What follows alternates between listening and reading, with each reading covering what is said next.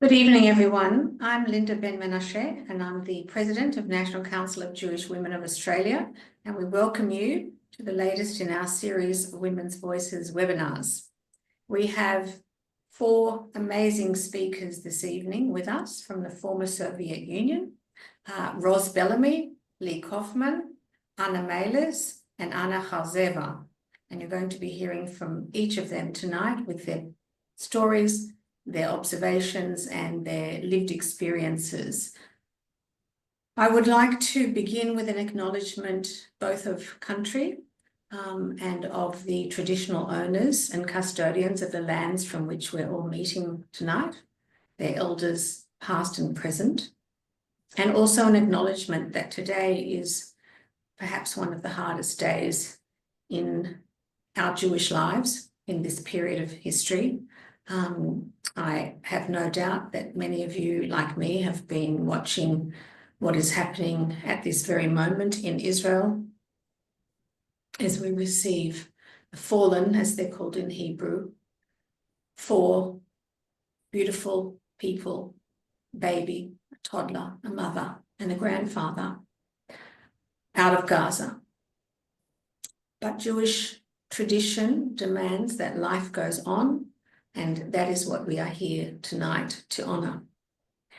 So the beginning of our webinar will actually encompass a background given to us by Anna Maylis, and I will hand over now to Anna to do a little bit of an explanation of where Jews from the former Soviet Union, Russian-speaking Jews in Australia, come from, a little history and a little context. Thank you, Anna. Well, good evening, everyone, and welcome. Before you hear our wonderful stories, I would like to tell you in a very few words what was this country, former Soviet Union, and who are the Jewish people from former Soviet Union.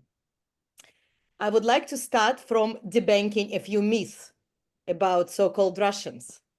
Very important to remember that not everyone who speaks Russian is from Russia.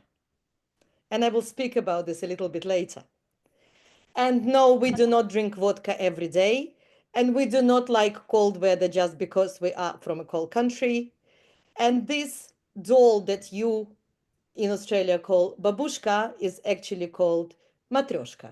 Babushka in Russian means grandma. So, most of the Russian-speaking Jews in Australia are from the country that does not exist anymore. And this country is called Soviet Union. Let's have...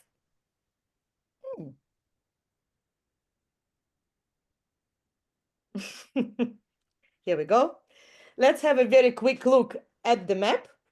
So yes, the biggest part of the Soviet Union was Russia. But in fact, most of the Jews came from this small country called Ukraine, but also from Belarus, Moldova, Georgia, Azerbaijan, and so on. Okay, a very brief history. At the beginning of the 19th century, 30 criminals were deported to Australia, and they were from the Russian Empire. All of them were called immediately Russians, regardless their place of birth. Second half of the 19th century, pogroms in Eastern Europe. 2,000 Jews arrived in Australia. They were from Poland, Russia, Latvia, Ukraine, and other parts of the Russian Empire. Most of them settled in New South Wales and Victoria, well, Sydney and Melbourne, actually. They were Jews from small towns or shtetls. They didn't even speak Russian, they spoke Yiddish. They followed Yiddish culture and listened to Yiddish music and had a very shtetl lifestyle. Here is a photo. I don't know how well you can see it, but that's a very old photo. But we all have a very good image of the shtetl Jew, which is from the fiddle on the roof. This is exactly what they looked like, just maybe not as clean. Dr. Fanny Reading, who immigrated from Russia at that time, said, No one wanted to know us. Apparently, this sense of isolation and loneliness stayed with her for the rest of her life. Later on, she became a founder and a president of the National Council of Jewish Women of Australia, which is very relevant to our webinar. Well, another famous person from that time, which I would really like to mention, is Simcha Bayevsky, known to us as one of the Meyer brothers. Yes, he was from the Russian Empire as well, and together with his brother, he was selling women's underwear, walking from door to door. So this is how Meyer began.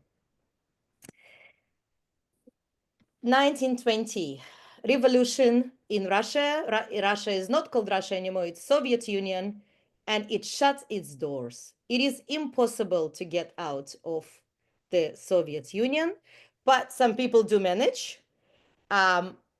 For example, Aaron Bolotnitsky, known to us as Aaron Bolot, who was the architect of the Ritz cinemas in Sydney.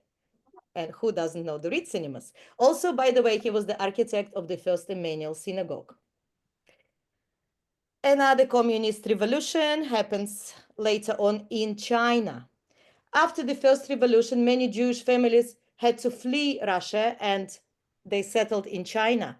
Unfortunately, after the communists took over, they had to flee again, and this time to Australia. A famous person from that time, Harry Trigubov, probably the richest, if maybe this year is one of the richest people in Australia. 1970s. American President Nixon visits Moscow. After that, Soviet Jews are finally allowed to leave Soviet Union in very small numbers, and they had to go through hell. Thanks to big support of Jewish communities around the world who started Let My People Go campaign, and I'm sure many people in the audience know about this campaign and maybe even participated in it. Jewish people were allowed successfully to leave and settled in Australia. About 1,000 people arrived to Australia back then. Soviet Union falls apart eventually, and Jews are free to go. So those people who you know, those Jewish, Russian-speaking Jews whom you know today, most of them arrived to Australia at the end of 70s, 80s, and 90s. So those who live in Bondi, in Sydney, in Caulfield, in Melbourne, this is who we are. They came from the very anti-Semitic country. They came from the country where religion was forbidden.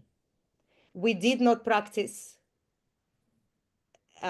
We didn't keep Shabbat. We didn't observe Jewish festivals. We didn't go to synagogues. So for that, we were not accepted actually here in Australia by the wider Jewish community because apparently we were not Jewish enough.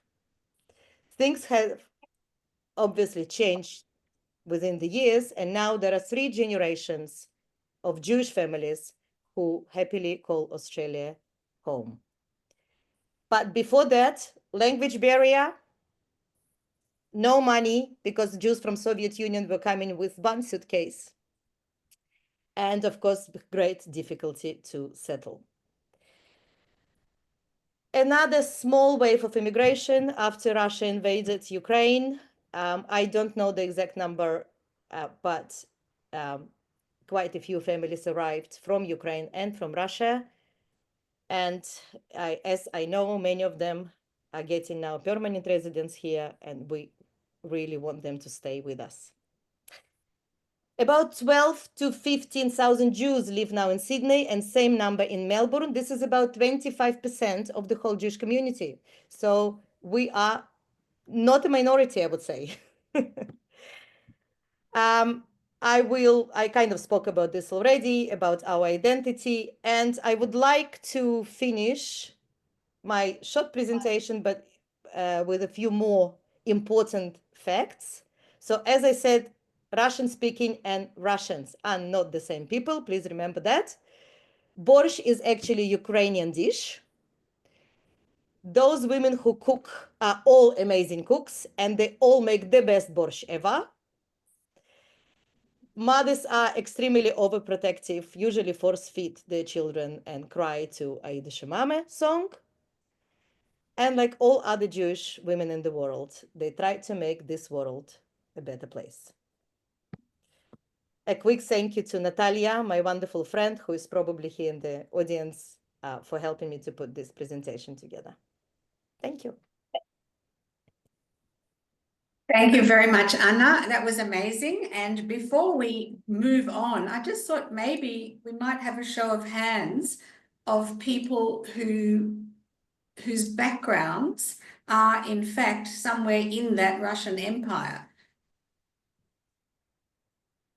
So I think we've got, you're talking about a 25% minority today, but I think if we look at the entire Jewish community of Australia right now, there would be quite a significant number as represented here on our Zoom. I'd also like to see people who raise their hand if they were involved in any way in the campaign to free Russian Jewry during the 70s or the 80s.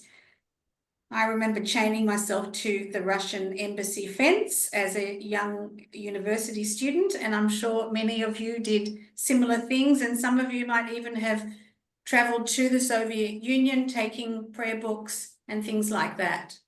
So the connection between our Jewish community and the Russian-speaking Jews is a quite deep and extensive one. All right. Before we move on, I would like to remind you that if you have a question that you would like to ask to the panelists, please send it to me in the chat so that I will be able to ask those questions at the end of our first section. So I'm going to move on now to ask Lee Kofman this question.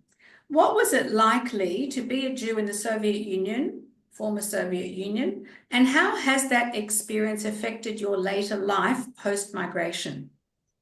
Thank you for this question, Linda, and thank you for a wonderful presentation, Anna. Now, Linda, I knew you were about to ask me this question, and I was terrified, not because of the content of the question, but because of I really don't know how to cover this in 7 minutes that I have. But I'll try my best. See, the thing is, my experience of a Jew in the Soviet Union is in some ways very similar to other Jews. In other ways, it's very different. So I'll just quickly tell you who I am, really. Although I'm not sure myself yet. I'm 51 and I'm not sure. But I was born in Siberia to a Jewish mother who is a Russian Jew. And my father is a Ukrainian Jew. He's from Odessa. So I actually lived my most of formative years from 6 until 12 in Odessa in Ukraine. And then I came to Israel, and from Israel at 26 I arrived in Australia. The thing to mention is I am a daughter, and that's probably the most. Sorry, Lee, we've just lost your sound. If you can unmute yourself again. Can you hear me now again? Yes. Where The most was I when important I thing, stopped? you were saying the most important thing about being a daughter, maybe, perhaps? Yes, I'm the daughter of dissidents. Now, in her beautiful presentation, Anna was saying a very true thing that most Russian-speaking Jews came from a non-religious background, but my parents actually became religious when I was 6 years old, and they blame it on me because I was very sick. I was born with defects in my heart.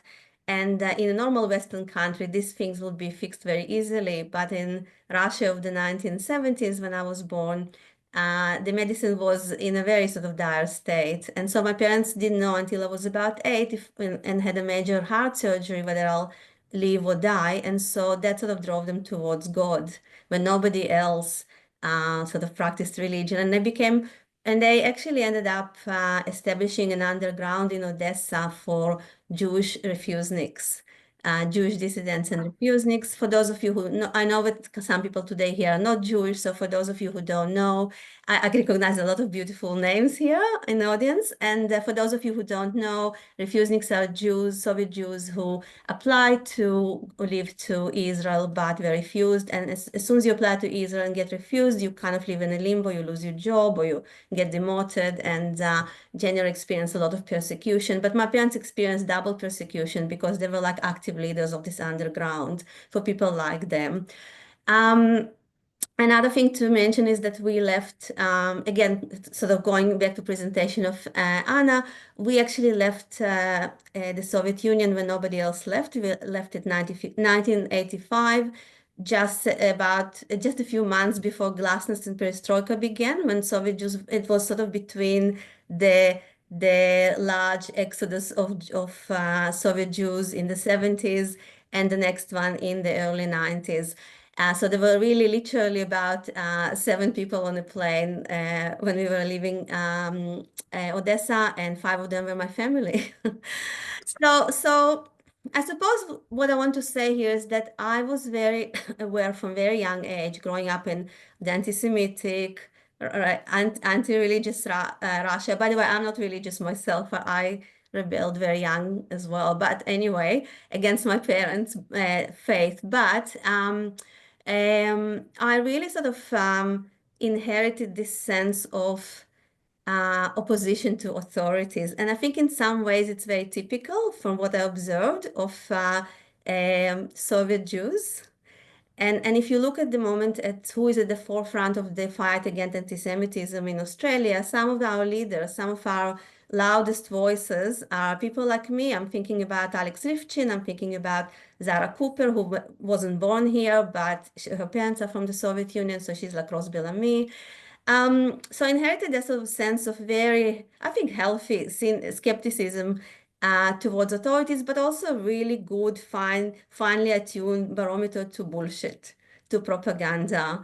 But there's another thing which is more sort of, I think, also kind of common to many of us former Jews. I don't know about Russian women being very good cooks. I mean, my mom cooked, she was one of the most terrible cooks I've ever met. But anyway, but what is typical to many of us, I think, is that we sort of were brought up in this love-hate relationship with the country where we lived. So for me, Russia has been an enormous presence in my life, even though, as an artist especially, even though I left it when I was only 12. I always say that I left Russia, but Russia never left me, because it's a very wild, fascinating, contradictory country. There's a little mysticism attached to it, in my view, at least, in my romantic view of Russia. I'm really imbued with Russian culture, grew up on Russian classics. I was a little crazy girl who attempted first time to read War and Peace when I was 8. I mean, I know I do talk about this with my therapist, but so in one way, I'm really in awe and enamored with Russian culture, of everything Russia has to offer. The wolves, the snow, all that sort of romantic mythology does live in me, and it feels very real to me. On the other hand, I also grew up in a country where it hated me. And so people like me, experienced a lot of anti-Semitism. My classmates always like to point it out that I was a dirty Jew since I was 6, So this sort of push and pull towards your country has been this confusion, this very ambivalent, very strong and passionate in positive and negative sort of way relationship that I've had with Russia really informed a lot of my writing. I started writing and publishing very young. I was 16 when I became a journalist, 20 when I published my first book. And it doesn't matter what I write about. And I often write about things completely unrelated to Russia, but somehow Russia always creeps into my stories in some ways, sometimes overt, sometimes covert, because I have this very sort of, I think, in some ways, dark worldview, which I think is in some ways typical Russian worldview. So I can talk more and more about this, but I'll shut up because I think my time is up. I'll just Thank you so much. And, as a writer, you've got a lot to say. And even if you don't get to say it all during this webinar, we can read your books. And it was really interesting to hear what you said. And in particular, that comment about so many of the current spokespeople and leaders of the community are Jews from the former Soviet Union because they are tough and they won't take it anymore, and they grew up in a country where they did in fact have a voice, where perhaps their parents or grandparents' voices were suppressed. And it's a really interesting psychology, I think. So thanks for pointing that out. I'm going to ask Anna Kharzeeva this question. Can you share any aspects of your and your family's migration and arrival in Australia that you think are unique to Jewish Australians from the former Soviet Union? Okay, I'll confess that this is a very emotional meeting for me. Hearing the stories, Linda, when you mentioned how you protested to allow Soviet Jews to leave, I almost had tears in my eyes. So forgive me if I get too emotional, because I grew up hearing and experiencing secondhand a lot of stories of migration, a lot of stories of leaving Russia and making that difficult decision of saying goodbye, not just to your country, but also to your family often, because a lot of people weren't able to leave with their families, they left alone. And I always felt that heartbreak in me, and I never thought that that would be me. In fact, I always wanted to make sure it wasn't me. But in 2022, it was me. And it's something that I'm still trying to answer for myself, why I left. What was it that influenced that decision? Because even though from the West, it might seem like that was the only option, in reality, it wasn't. There was the option of staying in Russia for sure. And I wonder if I left because I grew up. I had these stories in me, the constant struggle of, do we leave or do we stay? And it was only when I started writing my memoir that I'm working on, thanks to the help of Lee Kofman, that I realized that that's sort of the central question for my story and for my book and in general, like, is Russia a place to leave or to live? And because similar to Lee, I find Russia an incredible place.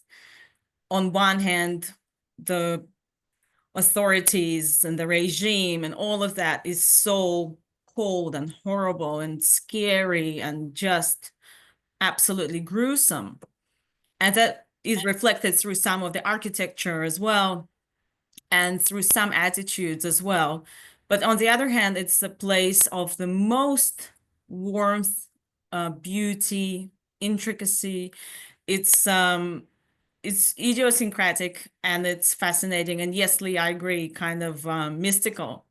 So it's not a place that's easy to let go of. And I think that's something that perhaps people in Australia don't often understand. When I arrived, I got a lot of, oh, you must be so glad to be out. You must be so glad to be here. And whilst I was glad that I was in a safe place, I was grateful to have a place to go, I certainly wasn't glad, that I had to leave, for sure. But a lot of people in my family have left and have gone either to Israel or to the US, and I was the first one to go to Australia. And so to highlight sort of the uniqueness of the Australian experience, I'll say that a lot of Russians left when I did. Not only Russian Jews, a lot of Russians as well. But I think as a Russian Jew, I was particularly lucky because when you're Jewish, you have a sort of a built-in support network almost anywhere you go. And when I landed in Sydney, well, I knew some people already, and I met some people, and Alice Zaslavsky, who's in the chat, we met very soon after I arrived in person, and she put me in touch with lots of people like Lisa Goldberg, who was like, come over for lunch, let me see how I can help, and lots of other people. And I felt, I'm 35. I have never had like a steady sort of clear-cut career. What am I going to do here? I'm never going to be able to find a job. going to work at the supermarket for the rest of my life. You know, I'm a very optimistic person.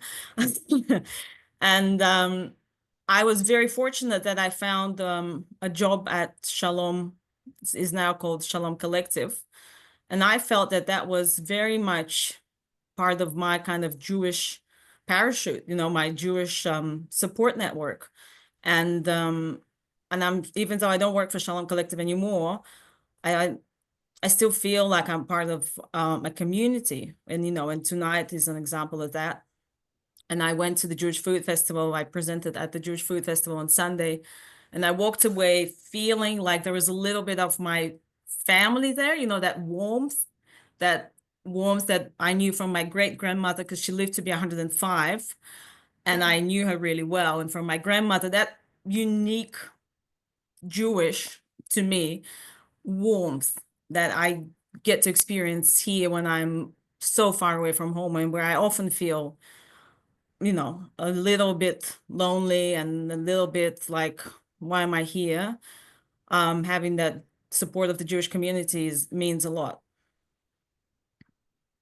Thank you, Anna. And there are a few comments in the chat here about the fact that actually for so many of the other immigrants from other countries, South Africa, England, etc., that pull, the leaving or not leaving, is a common thread. And yeah, it's really interesting to hear. You say that as a 35-year-old person who not so long ago made the immigration journey. Well, yeah, 38 now. Oh, well, 38. Massive But difference. it's true. I do relate a lot better now to anyone who's had the experience of leaving. Yeah. Thank you. This next question is for Roz. Roz, you were born in Sydney. So how do you engage with your Jewish and your Russian Ukrainian culture? As a writer as well, how do you explore your Jewish and Russian Ukrainian origins in your work? Thank you so much, Linda, and thank you everyone for being here. It's such an important panel, and as Linda acknowledged, it's on such a sad day for all of us as well. So I'm just holding that as well, and just want to acknowledge it up front, because I think everything that we're saying tonight, as well as touching on the Soviet Union, you know, also our Jewishness in that connection. I know for myself, you know, we have heavy hearts, and so I think my answers will be partly coloured by that as well. So thank you, yes, again to Linda for organising this. Also, Anna, for your wonderful presentation. That was really, really interesting to hear. I love the name Kangarusski. Very cute. So as Linda mentioned, I was born and raised in Sydney, Australia. Both sides of my family are from the former Soviet Union, just going back different levels, so different generations and time frames. My mother and her family migrated from Odessa in the early 70s, so the very start of that arrivals period that Anna mentioned in her presentation. My father's family is also from Eastern Europe and the former Soviet Union. It's just a generation further back. And as a keen observer and a writer from a young age, that's something I loved looking at and really analysing, like how far back that went and also how it presented in daily life on both sides of the family. You know, my Russian-speaking grandparents having migrated, you know, just a bit over a decade before I was born, so being so new to the country, and, you know, I loved their culture. I loved the Borscht. I loved the Vareniki. Everything about their culture was fascinating to me. And with my dad's side, I knew it was there. It was just that further bit back. And I found that really interesting too, like how they got to England and then to Australia, and, you know, how their experiences were also kind of coloured by, I'm going to say, the mother country. So that's one thing I thought I would start by saying. Another thing I thought I'd mention from Anna's presentation is, so you mentioned, Anna, you know, how we ended up, or how Jews from the former Soviet Union ended up in Caulfield or Bondi. I thought I would clarify, partly for my parents who are in the audience tonight, that we're not all Caulfield or Bondi Jews. And my mother's family, when they arrived, started out in East Lakes in Sydney, which I know, sorry, Mum, if I get this story wrong, but I believe she went to Tuamariah as an option of a school to go to. And the students were so like, where is East Lakes? That she just was like, that and probably other things as well, she was like, this is not the school for me. And she ended up going to a public school where she encountered anti-Semitism. So, you know, you can't really win, like whether you stick with the community or go on the outside of it, you're facing, you know, various obstacles and things. I think, especially as a Jew from the former Soviet Union, like really unique experiences. So they started out there. They actually ended up in Bondi, going along with the stereotype. But then my parents and my sister and I, none of us live in Caulfield or Bondi today. And I think post October 7th, I think that's actually a really relevant thing to talk about, because that connection to community feels more necessary and stronger in me than ever. My sister and I are North Side Jews, as we're called in Melbourne. You know, we live on the north side of the Yarra, which post October 7th, there's so much I could say. We could do a whole webinar just on being North Side Jews, I think. Linda, we talk. But yeah, there's a lot of unique challenges there as well. My parents don't live in Sydney either. So I think being away from the community, you know, we're all a little bit different. We're all creatives. We're a bit quirky. You know, we never really fit in with the mainstream Jewish community. So I think, you know, the community has changed. I think there would be a space for us now, but I think we all, to some extent, feel that longing in some ways now that there's this alienation, you know, particularly post October 7th, that's really opened up. So sorry, I'm a writer too. I'm going to go on tangents. Do I need to stop, Linda? Add a few more. I think yes, and we Right. will come back to you with some other questions, but you've raised some of the threads that have come up in questions people are asking, so we will indeed come back to those. Thank you, Roz.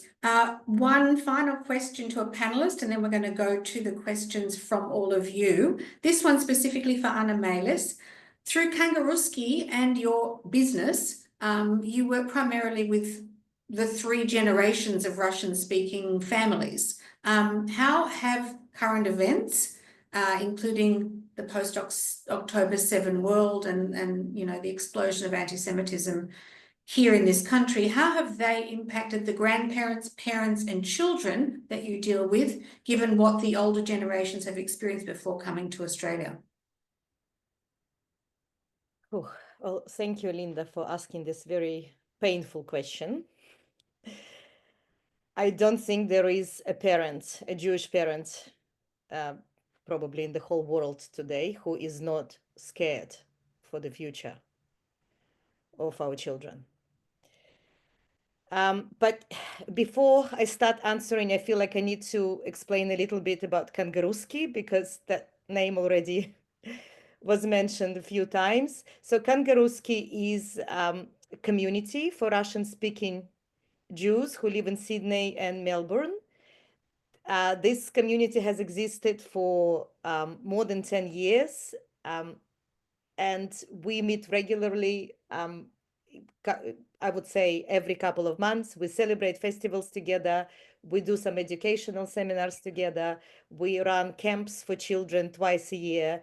It is all in Russian, because, as again it has been mentioned before by one of the girls, that there is a lot of importance given to Russian language, Russian culture, or home language, home culture. And we are still trying to keep it and pass it to our children as well. So I am from Ukraine. Living in Ukraine, we experienced anti-Semitism firsthand. And even if people my age, who was 2nd generation after the war, did not experience it personally, we were very much exposed to stories, to evidence, to witnesses. Those stories were very much alive, and we spoke about this at home all the time. And of course, there was anti-Semitism on the street all the time. We were called names. Jewish kids were sometimes beaten up for being Jewish.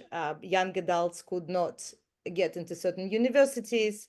Adults couldn't get certain jobs because they were Jewish. So it was very real, like a very classic anti-Semitism as we know it. So of course, when Soviet Union fell apart, we did not think twice. We had to go. This is probably slightly different from what Anna said before. For us, it was not a hard choice. And I spoke to my parents many times asking, like, do you regret? Because we actually went to Israel first. We lived in Israel. I lived for 7 years and my parents lived there for 30 years. They told me we never looked back. We knew we had to leave and we wanted to go to Israel, and Israel became our home and still stayed actually my home together with Australia. So going back to Ukraine and going back to your question, Linda, when I was 5 or 6 years old, I came home and I asked my mother, why do people hate Jewish people so much? And I remember the look on my mother's face. She knew this question was coming. She always knew it was coming, but she could never be ready for that. And I think we all understand what she was going through. I think a similar look was on my face when about a year ago, my son came home and said, Mom, I don't feel like telling everybody that I'm Jewish anymore. That was obviously after the events of October the 7th. And it was not because he was scared, it's just because he felt that we were not welcome everywhere anymore. And we started talking. And this is, if there is a bright side of this terrible tragedy, it's this new window that I think it opened in connection with our children and grandchildren. And by the way, I'm actually quoting now my wonderful friend Ina, who is somewhere there, who said it to me, and I thought, wow, she was so right. Because now when children ask questions, and they do come home and ask a lot of questions, it opens the opportunity to talk to them, to explain history, to tell the stories of Jewish survival, to have a deeper understanding of our Jewish identity. And yes, we want our children to be careful, of course, we do. But we also teach them how to be strong and proud. And this is exactly the same what my parents taught me, and I believe their grandparents taught them. So history repeats itself, but we do stay strong. And as a teacher, and this is what I do, I've been teaching Hebrew here for many years, and now I just teach in camps and I teach children in community. I try to explain, I try to give the overview of who we are. I want them to understand who we are. They will make their own decisions. They will make their own choices. We do hope that Australia is still a place where people can make a choice and continue to live the way they want. But this pride in who we are, in Jewish identity, I hope will stay with them. And yes, that brings all the 3 generations together. I think I've answered. Thank you, Anna. Thanks so much. And I think we'll return to that theme again of the experience of Jews in the former Soviet Union with anti-Semitism and our current experience as Jews in Australia. But I will go to one of the questions from the floor first, which is a simple question, or may not be simple. So if we can see all of the participants on the screen again now, Joe, and we'll ask the panelists to raise their hand if they'd like to take this question. Is it possible to return to Russia to visit, or once you're out, you're out? Who'd like to take that one? Yes, Anna Kharzeeva. Yeah, so this is a very important question for me. So theoretically, yes, it is possible to go back and visit. And I've got friends who left Russia at the same time that I did, who have gone back to visit, who've moved back. In fact, lots of people who left in 2022 have moved back because it was too hard for them to settle anywhere else. Russian passports are not exactly welcome around the world, and it's not easy to find jobs and all of that. Is it possible for me? this is the question I ask myself every day. Can I go back? I'm not sure, because I've spoken publicly quite a lot against the war, and I went to a protest, and I spoke to the ABC here the night that the war started, and I said, I wish Putin would die, you know, for everyone to hear, and there was a live broadcast. So I feel like it would be a risk for me going back. But it's not an impossible risk. It's more, you know, probably a matter of weighing up, do I have the stomach for it? And I probably do. Yeah. So before we go on to another question that in fact relates to that war, have any of you other panelists been back or been to former Soviet Union since your immigration? No? Lee? No? Roz? Have you ever been? I've never been, and hearing the way everyone's spoken about it, about that pang, even when you've left in a difficult, you know, context, I relate to that, even though I've never been. Like, it's that deeply in me that I mean, I continue writing about it, obsessing about it, and yeah, I would love to go, but given the war as well, I don't see that happening. So that's something that's now entered my writing as well, like making my, I guess, peace with that and understanding the family from here. I just want to quickly say about this that because I left in 1985 and I've been writing about Russia since then based on my memories. I almost feel like, I mean, it's clear to me that the kind of Soviet Union, but the country that I left before, I know it doesn't exist anymore. I mean, in Odessa, where we lived in this very dilapidated building, where just to go up the stairs was kind of a suicidal mission. You never knew that the stairway will actually carry you. And now somebody else who went there on their travels to the same building where I used to live, and there's no building. There's a glossy hairdressing salon. Oh, actually, in fact, now after the war, now with the war, I don't know what is there. They went there before the war started. So for me, I always wanted, but was actually terrified to go back because it was like, I'm not going to find what I wanted. What if it ruins my dream? What if it ruins my writing about the place that I left? And I kind of also always thought, oh, well, I'll have the future. But of course, since the Ukraine war began, I just don't want to go to Russia. I don't want to give them my money. Just as simple as that. I don't want to support the regime. Yeah, and I mean, I've got a personal connection as well. My paternal grandmother was born in Odessa, and a few years ago, my sister, who lives in Israel, went to the wedding of our cousin. He married a non-Jewish Russian girl from Odessa, or Ukrainian girl, and I didn't go to the wedding. And I now feel tremendous regret because I can't see that I'll ever get to go to Odessa. And it's a whole piece of the family history that will probably remain broken. So here's a question about that war. This is an interesting political question. What do you make of Trump's latest pronouncement that Zelensky is a dictator, blaming Ukraine for the war and the sidelining of Ukraine from peace talks, and also the claims that Ukraine is still full of Nazis? Who would like to take that one? No one would like to take that one. I mean, I don't think it warrants a comment. Yeah, I agree, Fana, actually, to be honest. Rose, you look like you've got something to say. I mean, yeah, like the other said, it doesn't warrant a comment, but also we're Jews and we always have a comment on everything. Disturbing. Everything has disturbed me since he took office again. But yeah, no, I didn't have a comment. Sorry. Okay, all right.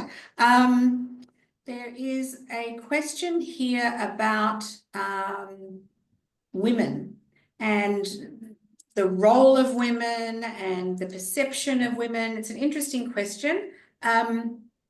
Societal expectations around gender and women in the former Soviet Union have changed in post-Soviet Russia and Ukraine, and also in Australia. What challenges and opportunities have you experienced in relation to gender? And that's a complicated question. Who would like to attempt it?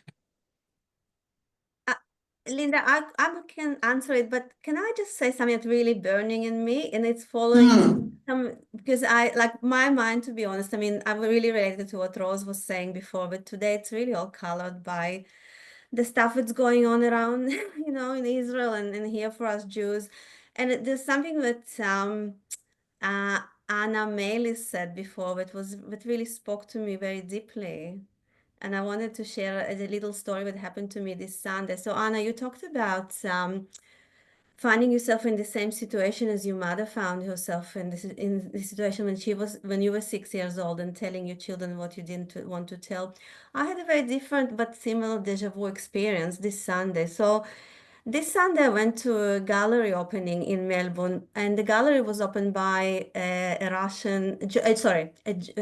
Jewish former Soviet Union migrant from Georgia, Nina Sanadze. I suspect that a lot in the audience here will know who she is and her story. Now, I have tremendous respect for Nina, for what she had endured here, and for what she has done. So Nina, as many of you know, was absolutely horrendously cancelled across the art world, and nobody spoke for her the way everybody is speaking now for the Venice Biennale sort of artist. Nobody. The double standards are horrendous. But I'm coming back to, there is a point to my story. So Nina, the happy story, sort of ending at this point, at least to Nina's story, is that she partnered with gallery owners from WA and opened a new gallery where she manages it and she curates it. And I went to this amazing opening. The exhibition with Nina showed there. The first exhibition was by this Ukrainian Jewish artist who photographed Navalny, the opponent of Putin, and for that he was exiled. So he lives now, like Anna Kharzeeva, he copped it, and he lives now in, I think it's Belarus. It's And so in he Riga. was, I think what's he that? Riga. Riga, thank you very much. So I was standing there outside. So many people came to support Nina. It was extraordinary. So we couldn't, the gallery could not accommodate us. We were all standing outside. And Nina gave this amazing speech. And here I'm coming to my point of reliving this deja vu, and I'm looking around and I'm seeing this Jewish Ukrainian artist pacing there, waiting, a bit nervous, waiting for sort of Nina to speak. And Nina started talking about why she wanted to open this gallery, what was the purpose. And she said, this is the place for true dissident voices.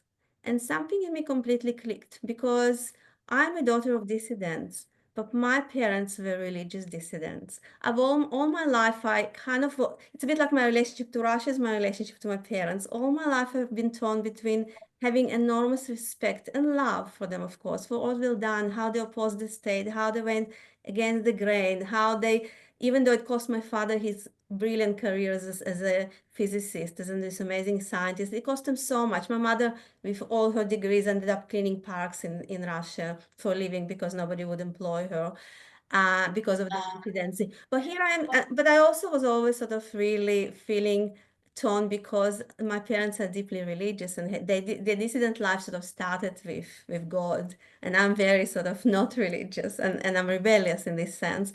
And I always wanted to write about my parents properly. I've written short pieces, but never like a proper book.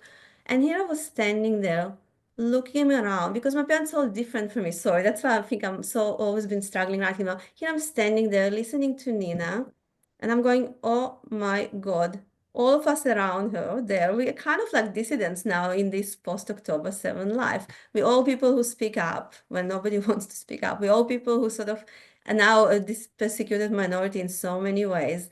And here's this courageous, who I admire. And I don't know, I just kind of felt suddenly this connection to my parents, and I went, I know what they went through. I understand that. And all my life, I actually was always plagued, and here I'll finish, plagued by this question: what would I have done if I was in their place? Would I have made the choices they made? Because my mother, at some point when she was very pregnant, she even went to OVIR, which is the office in Russia where they used to sort of grant you or refuse you visas. She went very pregnant and to the official and said, if you're not going to give us a visa now after 6 years that we were waiting, I'm going to burn myself in the central street. They gave us the visas a few days later. Wow.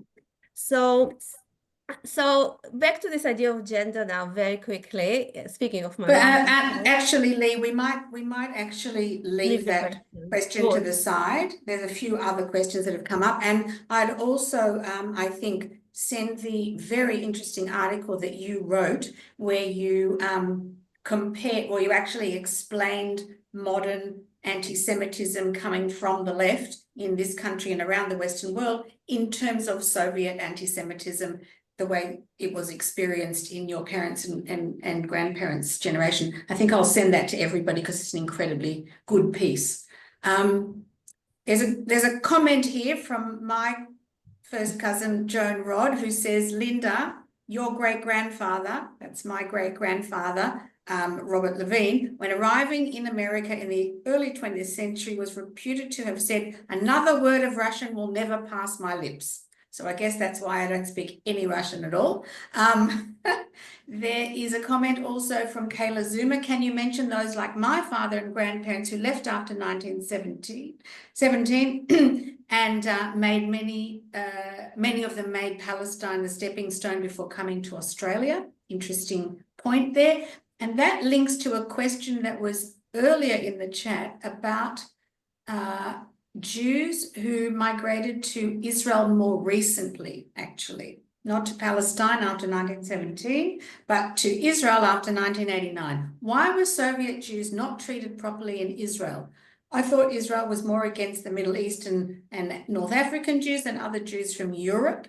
So I'll just give you a little story of my own experience living in Israel. In 1992, I was a young married woman living in my mother-in-law's home for 3 months in a Yemenite district of Tel Aviv. So the Yemenite migration in 1949-51.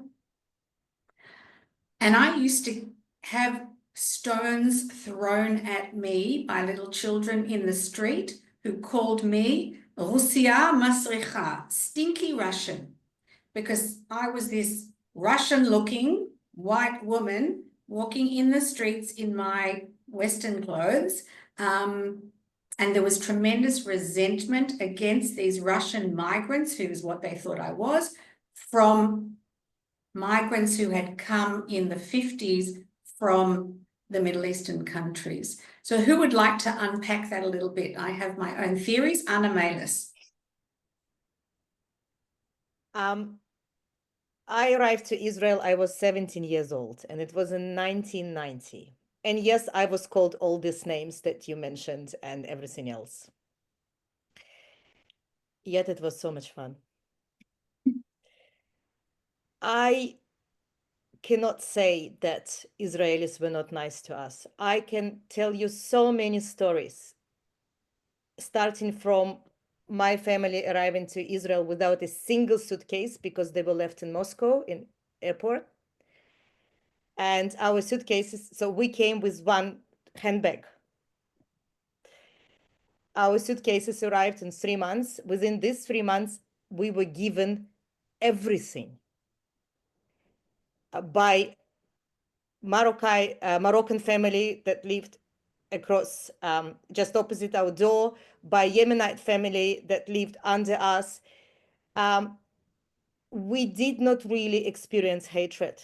This is my story, at least. Yes, I know that people were called names and stuff, but maybe because I was from Soviet Union, I was so used to people calling each other names all the time. That doesn't mean that we were not friends, by the way. So I'm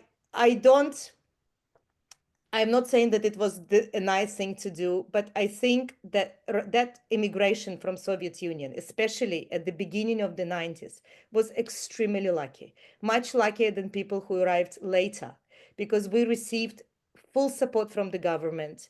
We were all able to buy properties. We were able to buy cars because we had support. We all found jobs. Can you imagine in Australia, if you don't speak English, can you imagine to find a job? Even if you do speak English and you don't have local experience, forget about it. In Israel, Soviet engineers, because they were all engineers and doctors and musicians, they were taken with open arms because Israel was so hungry for specialists, for professional people. I am happy to acknowledge, so I can acknowledge, sorry, not happy, that yes, terrible things happened, but I think overall, this Aliyah was a very successful Aliyah and contributed such a great deal to Israel. It certainly did. And I will say that each time I was pregnant in Israel, the women who were working as clinics, taking my blood for all of the fabulous tests that they had for pregnant women, I remember one of them was a Russian nuclear physicist who had got her first job. Sorry, I forgot to taking mention blood. nuclear physicist. Yes. You know, so eventually I hope she got a job as a nuclear physicist. Let's go to you, Lee, and then I think I might just ask Anna and Roz if they have any final comments before we wrap up, because it's already 9 o'clock. Lee. And just very briefly to say that, I mean, I arrived in Israel in 1985 before the big influx of the Russian migrants, but and I'm not excusing Israel, as Anna said, there were quite a few incidents that, you know, there were a lot of racism towards us at some point. But I think but I don't want to excuse the situation because it was a very unusual situation. In the 1990s, so many people arrived at once, and Israelis were intimidated a bit. I mean, you know, it's a small country, and when it suddenly grows very quickly by so fast by this very foreign, pseudo-appearing people, it takes time to adjust. But now, from what I've observed, and I've been to Israel quite a few times since I left, the Russian immigrants are really integrated well as part of the society. Having said that, as in every society, of course you get teased. I mean, I was teased so much, and that was before the big influx. When I was a teenager or young adult, I remember I used to pretend that I don't speak Russian. If somebody would stop me that's terrible, isn't it? Like some immigrant will stop me in the street and try to talk Russian to me when I was like 18, 19, I would pretend I couldn't understand because I just didn't want to be associated being a migrant. But you know, but even not, these were not like things on a big scale. And when we see now, really the Russian migrants integrated on all level of society there. Thank you. Thanks so much. Thank you, Lee. Anna, Kharzeeva. Yeah, so I'd like to go back to the question about gender, because there's a couple of important points there to make. So I'm from Moscow, and I lived in Moscow in what I later realized was definitely a bubble, sort of a progressive Moscow folk bubble. And in my bubble, men were kind of westernized in the sense that they were raising their kids, changing nappies, cooking, cleaning, doing all of that. So the old ways when the guy sits on the couch and is unable to, I don't know, do anything around the house was sort of gone in my little circle, not so little, you know, which wasn't the case in the rest of Russia. But since 2022, and, you know, we've talked a lot about history repeating itself here. Sadly, so many young men have been sent to war, and so many young men have been killed. So many young men have left the country, you know, to avoid the draft. And once again, we're seeing a socioeconomic situation where women are raising children on their own, where women are struggling to find a husband or a partner, where it's this horrible situation again is happening, where there's a whole generation of men pretty much have been eradicated. So Wow. That's something that we don't hear about here, and a very interesting and tragic insight. Thank you. Roz, last word from you before we move to Joe Silver. Thanks, Linda. I think just one thing I didn't mention that I think is worth mentioning is, so one thing I write a lot about is queerness and being Jewish and from the former Soviet Union. So being from the LGBTQ community, I didn't really mention it in this panel. I think we're pretty time pressed. There's so much to talk about, but I think just given everything that's happened in Russia, you know, with Putin and with these particularly like really draconian, terrifying laws around homosexuality, where any discussion of it, any progressive discussion of it is seen as propaganda against children. And, you know, we're now seeing echoes of that, I would say, under Trump's administration. But I thought I wanted to mention it because I think that's something for me that's quite significant to try to make sense of, you know, homophobia in Russia, and then I guess just generationally, there's that kind of luckiness, that privilege I have to live where I do, to have that rich family history and everything, but also to have that safety, to sort of be who I am, because I think that's something I think a lot about to do with my relatives. And, you know, if any of them had same-sex attraction or gender diversity or anything like that, it's not something that would have been possible to express in any way other than a hidden way. So I just thought I should mention that too. Thank you. It's been fascinating for me. I'm going to hand over to Jo Silva, the Treasurer of National Council of Jewish Women of Australia, to do a vote of thanks. Jo. We need to go on tour. We need to, you are so eloquent. I have ridden the journey all the way through, listening to everything you're saying, not even thinking about how to sum this up. Anna Maylis, you're a great representative for the Kangarooskis. I think you should consider politics. The introduction you gave to Russian Jewry here and living in Russia was just beautiful, and I love the imagery that you presented as well. It gave a real flavour for us as to the background and to successful people that have come over. I didn't even realise that Fanny Reading was Russian. As for the rest of you, Lee, I've got to read some of your books, particularly I think the one about imperfect, how our bodies shape the people we become. I'm pretty sure I can relate to that one. So very, very accomplished women. Roz, I really do need to look further into what's your book, Kill Your Darlings, is that right? So my book's Was called that Mood, M-O-O-D. Mood? Yes. It's a Okay. memoir. Well, we'll send a list of all of the books and the I think what it writings. looks like. Such a good book. Absolutely, we need to Oh, send a thanks. list of the writings. You know, what did you describe it as, Lee? You said wild, fascinating, and such a contradictory country.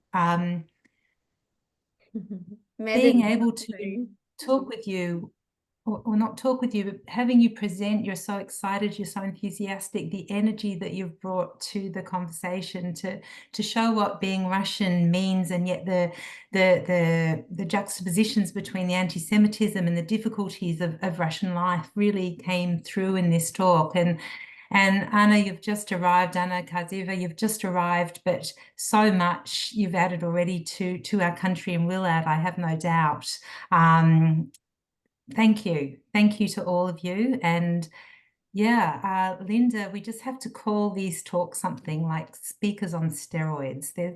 There's got to be an overarching. I don't know that the association agenda between for Russians everyone. and steroids is the best one for us, but we might we might come up with something. Thank you, Lisa everybody. and Jo. Thank you so much. So thank You're you very welcome. much. Thanks to you. everybody for being with And us to tonight. everyone listening tonight. And I'm sorry I disabled the love hearts. I think there'd be loads of them floating around. I didn't realise I had. Good night, everyone. Thank you so much. Good night. Good night. Good night.